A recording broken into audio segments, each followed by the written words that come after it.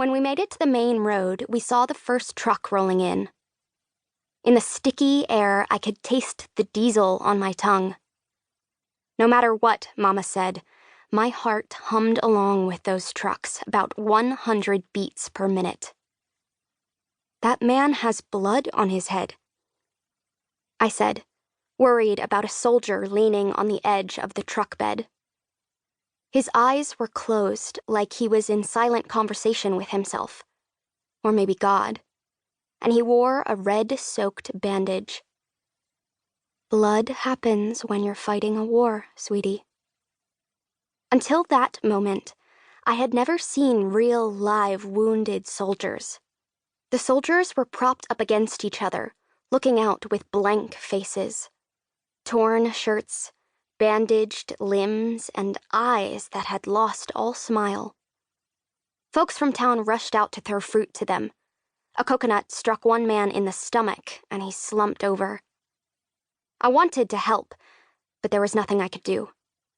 My eyes followed him until the truck went out of sight. But even then, the funny feeling in my stomach stayed. "Where did they come from?" I yelled above the rumble. Mama seemed lost in her own thoughts, her big blue eyes glossy. Hilo, probably. But before that, who knows?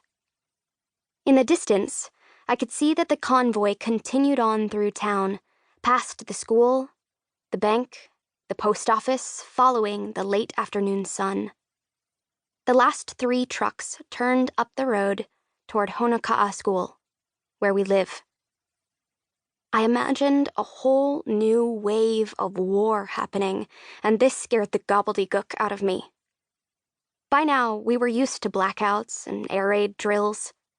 If they could so much as see the burner from your kitchen stove, you were in trouble.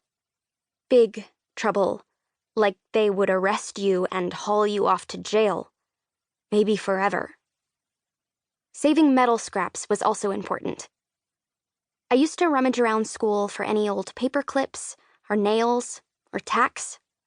You could turn them in for ration tickets. Rumors swirled around town, too.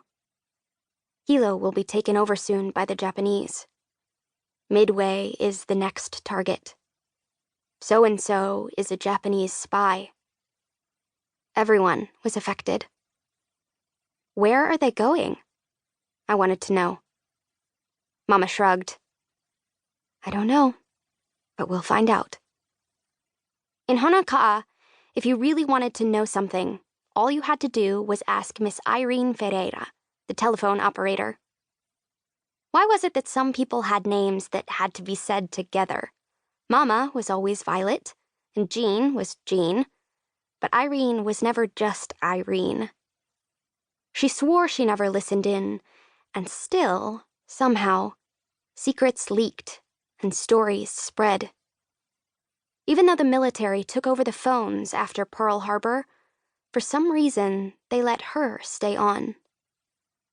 Once the endless line of trucks passed, we walked across the street to the small red house where she worked. Irene Ferreira sat amid wires and plugs. She wore a headset that made her look very official. Any idea what this convoy is about?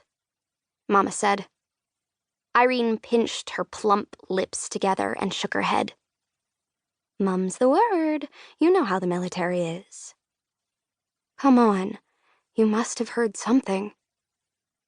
Irene Ferreira looked behind Mama and me, and then stood to peer outside the dusty windows. I hear they're building a base in Waimea town. Marines. Technically, Waimea wasn't a town. It was more a ranch with a handful of wooden houses and stores sprung up around it.